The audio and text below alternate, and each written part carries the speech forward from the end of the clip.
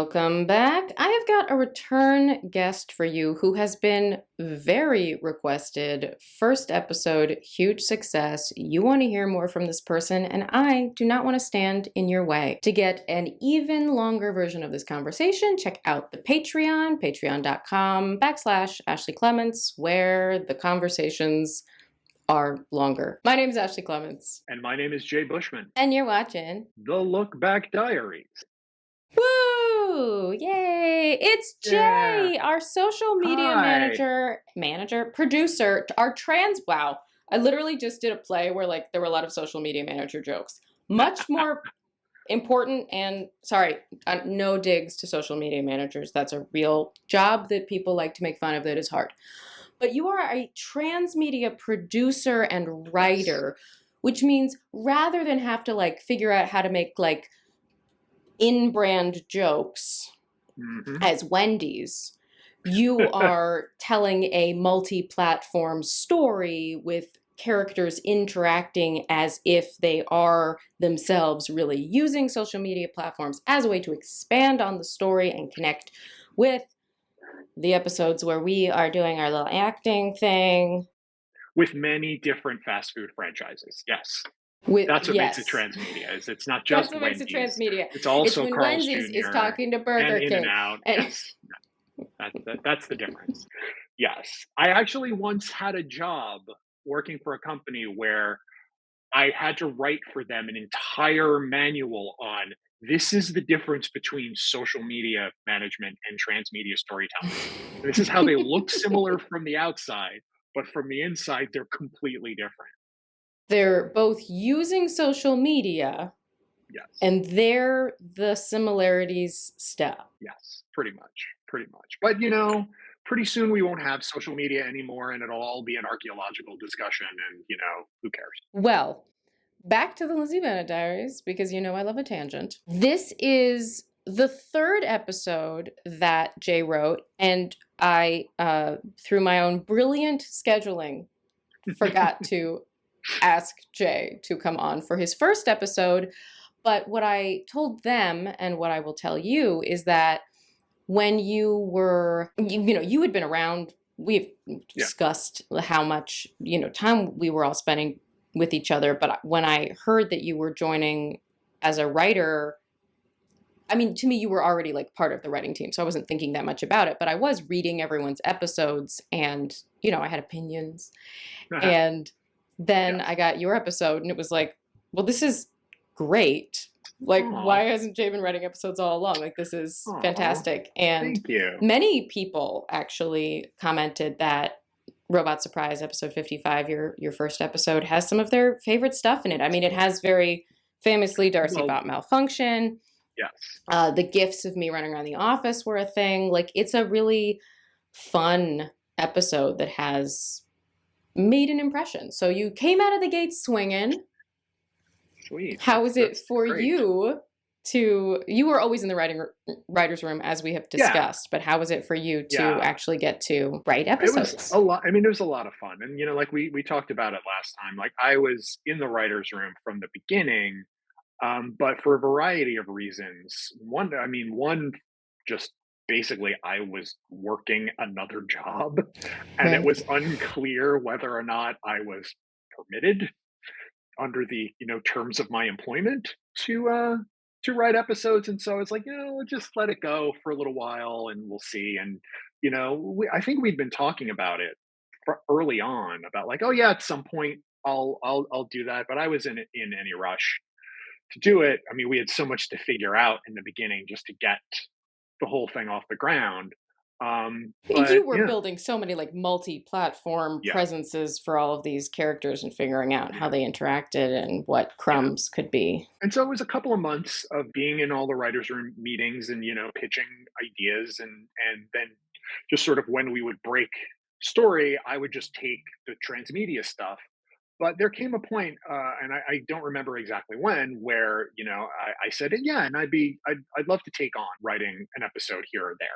And so Robot Surprise just turned out to be the first one that was assigned to me. And it was a blast. Well, it was a blast to do. You also did one of only two Fitz episodes, but there's also been much discussion about how Fitz made such a strong impression in those two episodes that he's like one of the audience's favorite characters, and they can't believe he Yeah, only showed up in two. So obviously, a lot of that has to do with the presence of Craig Frank, but he was given absolutely. excellent material. It was a privilege to watch you and him just sort of take what was on the page and then just sort of iterate on it and just make it this thing that just breathed and lived. It was you wait for those days when you're like, I've written a thing, and then you like get to go to set and then you watch amazing actors take it and just elevate it. It's just one of the best things. And it's, of course, thrilling as an actor to get material where you feel like, oh, I know how to really have fun with this, because plenty of times as an actor, you get material where you're like, I guess it's my job to figure out how to make this good.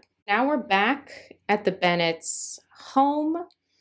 We have, oh, that'll be, you're just the first writer that I've talked to since I filmed those other episodes. Hmm. I hadn't thought about it because some of these have been filmed out of order. That's not a secret to them. And it just didn't occur to me really quite how much not revealing the contents of Darcy's letter Oh yeah, affected the plot. yeah, And what a big departure that was for us. And since this episode is all about Darcy's letter, they would love to know sort of the discussions in the writer's room. But let's take a look at the episode first so sure, we yeah, can yeah. all be on the same page here. Thanksgiving break is over, although the leftovers are not. In spite of the fact that we didn't have any extended family over this year, my mom still bought a 30-pound. This is one of those things So where, like, we had to have bits about turkey. Like, how was this going to be interesting? Like, how were, because a lot of the episodes around Thanksgiving were less plot heavy. yes, yeah, And, yeah.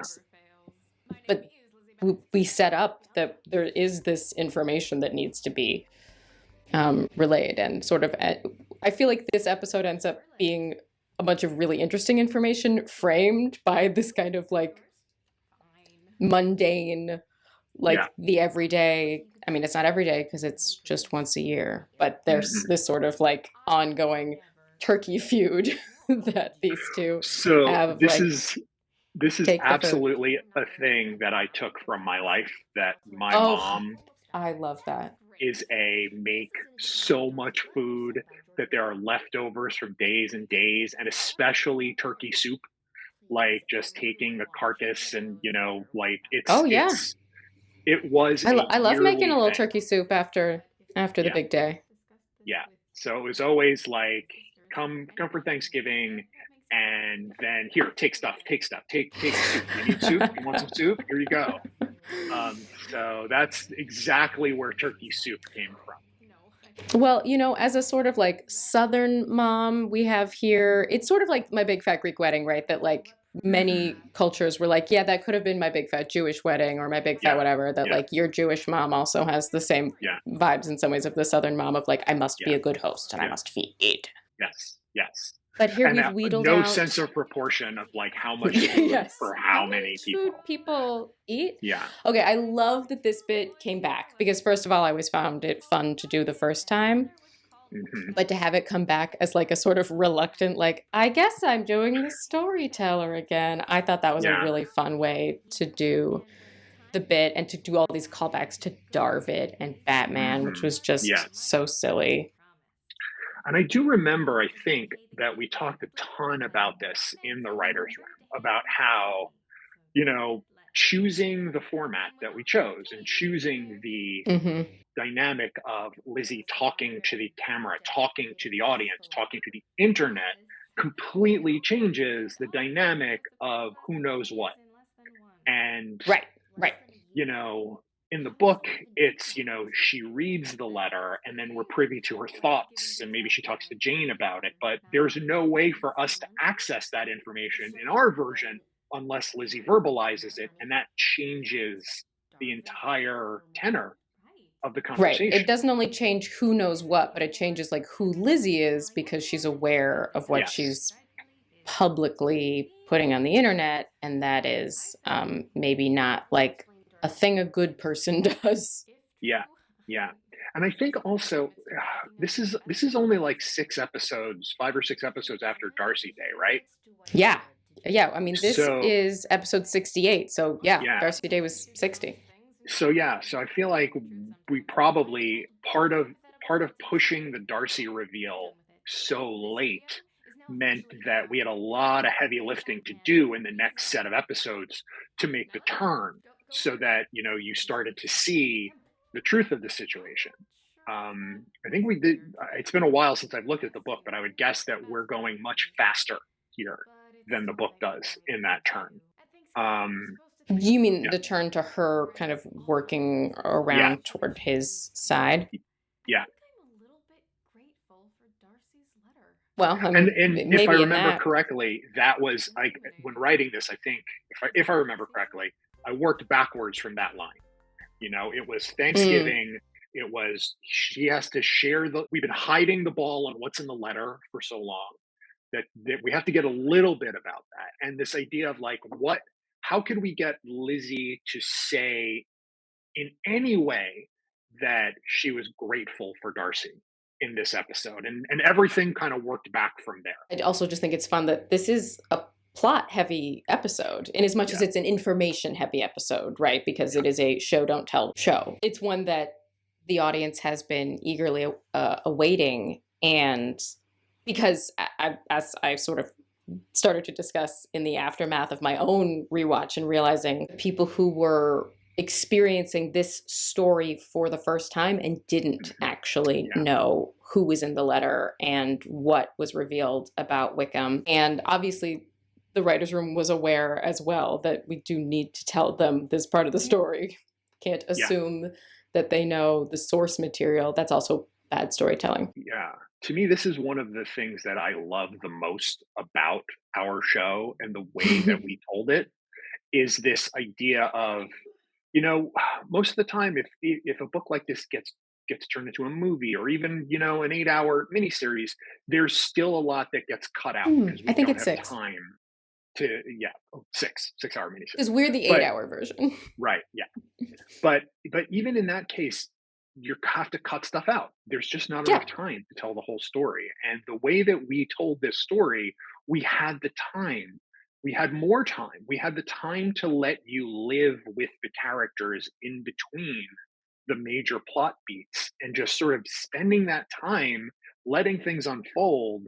That slowing down the story is what I found really, really exciting. It is, I mean, a lot of the comments on Look Back Diaries have been from people who wish they'd gotten to experience it live or people who did experience it all live and say like that was an experience like nothing else because really no one else has successfully replicated that experience. And it's not just that, although that is a huge component, that you could see all these elements of the characters unfold on the transmedia and the like all these platforms and kind of experience them as real people, but that you had to sit through the real time of it, which is a Yeah, little bit more like actually living it. yeah, That like, you say that we speed up in Lizzie's turn. I don't know if that's true because it's it's still months. yeah, yeah. Like 10 episodes from now he will come back, but Mhm. that means that we saw him last a month ago. We're not going to see him again for another basically 6 weeks. So that is a really long time for Yeah, her to just be alone with her thoughts and that's very frustrating for the audience, but that is actually what the character was going through. In some ways, I feel like we maybe even slow it down because Lizzie and Lydia don't have the same kind of yeah, big fallout yeah, in the book that we have coming up because that's kind of our next like really big thing that's going to happen for us and that sets yeah. up everyone for like I And we feel spent like so much time talking about how to do that and how to just, specifically just from the narrative need that they for can't be speaking they can't be because speaking, they can't be otherwise, watching yeah, each other. Like we have to be able exactly. to see Lydia's story without Lizzie seeing it. The single most difficult thing that I had to write on this show was the tweet that Lizzie sends before she unfollows Lydia on Twitter. I spent 3 days on that tweet, Do you right? remember Because what it it had said? to be. I don't remember exactly, but it was something to the effect of sometimes when you're watching someone make all the wrong decisions, you just have to look away. Something like that. Like, how do we find just the right seam of like, it makes sense, Mm. but it's also terrible? And like, you understand why Lizzie would do it, even if you don't agree. And like that, like 3 days we took on that one tweet. Mm. And when people talk about experiencing it live, often what they describe is torture, but like the having to wait. But Yes. what we really mean when we say things like that is like the delicious torture of I care so Yes. much and I want to know. You can see also how it was a perfect show for a fandom to build up around because the show was on social media so much, but it was something that people were desperate to talk to somebody about. I Yeah. still get messages so often from people about how serious lifelong, I mean, or at least now decade long friendships were formed. Well, I can't remember if we talked about this last time or not, but like a lot of my inspiration for the stuff that became the transmedia and the form that we used on the show is based on my experience playing alternate reality games. And I don't think we did. specifically, so my whole sort of turn away from like quote unquote normal writing into interactive Into transmedia abnormal writing. to abnormal into abnormal writing was was I got involved as a participant in what is now considered the first alternate reality game, and actually I have the poster for it right there. That's Hmm. for the movie AI that came out in 2001 had an alternate reality game campaign around it, and I had that experience of meeting all these people, and Mm. it's now been 20 plus years later, I'm still in touch with a lot of them, and playing this Wow. game is where I met my wife. I did not know that Yeah, story. yeah. When I talk about what this show means to me, it's one of the main things is I had that experience on the AI game, and knowing that we were able to give something similar to other people is the greatest feeling in the world. I'm actually, look, maybe I'm emotional because like I've just been performing all weekend Yeah, and like just feeling like art is beautiful and it's the best and I yeah. love people who make it and people who come and support it. But like I think it's very, very cool that something that brought this many people together was Yeah, that a lot of specifically that aspect of it was created by someone who completely understood that experience, that it it's was so from a special. genuine love Yeah, place. the torture is love. The Yes. torture is love. There's one other transmedia piece around this episode, around the Thanksgiving episode, that we've been talking a lot about. So one of the things we were always talking about in the room is, all right, we're in the room with Lizzie, wherever she is. Where is everyone else? And at this point, Bing and I want like Jane, there to be a big map on the wall where you're like, this is the where. conspiracy wall with the red string. So Bing and Darcy and Caroline are in LA. So it's like, all right, so they're in Los Angeles. What would their Thanksgiving be like? And is Gigi going to come down for Thanksgiving? And we've been talking a lot about how this is sort of the slow play Caroline plan of like, we didn't really Hmm. do a ton of this in the show, but in the book, Caroline is very clearly setting her Wheedling cap for for. Darcy. Mm-hmm. I think that's And understood in our show too. I think we that's we we I think we soft pedaled it. We didn't need to do a lot of it. We could just sort of you know kind of wink at it and people would know. And so people we've know. reached this point where Darcy knows the show, knows the videos exist. Caroline knew a long time ago. She was hiding that. She was not sharing. Yep. Yep. Caroline is starting to see what everyone else is starting to see. That, well, I mean, she has seen Darcy declare his love for Lizzie. She is seeing, in spite of all of Lizzie's Right. protests, like there is a connection. So I remember it was the Wednesday before And Thanksgiving. because we just Caroline came back to the office, which is, our creation Right. that Caroline Right. pops up at that time. Yeah. And I call her out on camera. I'm like, you like him, don't That's you? right. I forgot about that. Yeah.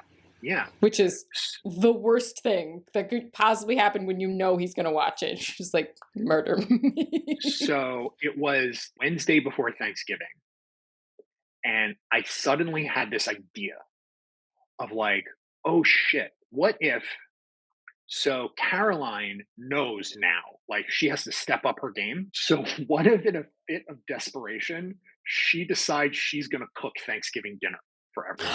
Oh, I remember this now. And I sat down and I banged out like a bunch of like I wrote a script with a whole bunch of tweets. And I remember I sent them to Bernie early Thursday morning. And he like did a pass on them and like tweaked a couple things and sent them back and said, go for it. And then I just throughout the day tweeted the story of Caroline deciding she was going to cook Thanksgiving dinner and it all going horribly wrong. And just it was one of those things that like you couldn't do this on any other show of like have the Mhm. idea that night, get the approval that morning, it's out that day. I do remember hearing a couple of people say, why are they using Twitter like it's texts? I was like, just don't pay attention to that. Just so that you can see it. Yes. So we Why have a is she story. telling her intimate life details in a vlog? Yeah. You there like go. it. Shush. But also that was before like Twitter would let you thread things. So it was a Yes. much harder thing to keep Yeah. track of than it would be Much. now, where you would Yeah. just click on the thread and be like, aha. And then to preserve it, we would just screenshot the thread and be like, now we have this archive. Yeah, I mean, I'm not gonna get into it because much to be said, but with all the like Twitter upheaval right now, I was like, oh gosh, with the like if inactive accounts are deleted, like Hmm. Yep. is that all, It's all you going to be know, is gone. it going? Yeah. All art is ephemeral on a long enough timeline. So, It sure is. Really, honestly, kind of can't believe that this show still has this audience 10 years later. yeah. Let's check in with that audience. Let's see. Juliana Pimentel says a lot of top comments. So some repeat people come up a lot. Names I'm starting to recognize. But if I haven't discussed this with you or my sisters or anyone looks at camera, I feel like she wanted to make sure that if Darcy was still watching, he knew that she hadn't told anyone. Yeah, that's exactly right. Thank you for Subtext. understanding what we were doing. Jacqueline Wenneker says, I love how even at this early stage, if we didn't already know the story and how it will end, there are little hints to indicate how Lizzie is warming to Darcy. Exactly what you said.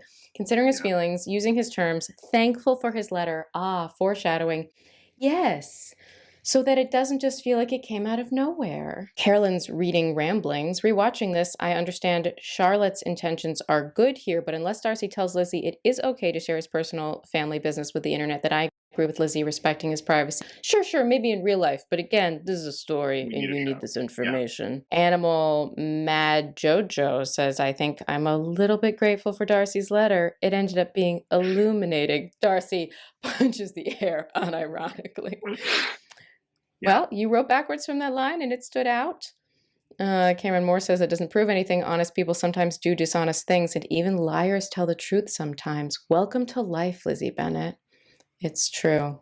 It's true. Yeah, again, just some gems that made it in there in the writing. They like it. It's fun. The people who experienced it live continue to chime in the comments, reminding me of all the things that were created that enhanced this story. And it's great that you were always in the writer's room and so fun that then we started to get to have you write episodes because obviously you were very good at that too. Well, thank you.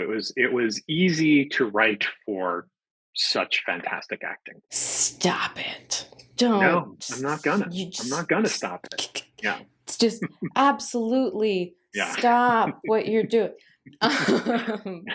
But a pleasure to have you on as well. And as always a joy to chat with you. And I have no doubt that they're absolutely loving this because they loved your last episode so much. So thank you for sharing your insights. Lovely to hear. Would like to have you back soon because there's lots more interesting stuff to talk about. I can't wait. All right. Well, then go eat your leftovers. All right. Turkey soup time.